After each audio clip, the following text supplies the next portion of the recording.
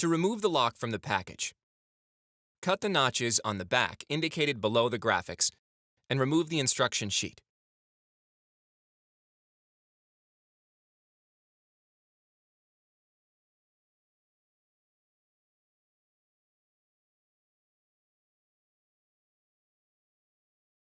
With the lock and instruction sheet in hand, enter the directional primary code from the instruction sheet to unlock the lock and remove it from the package.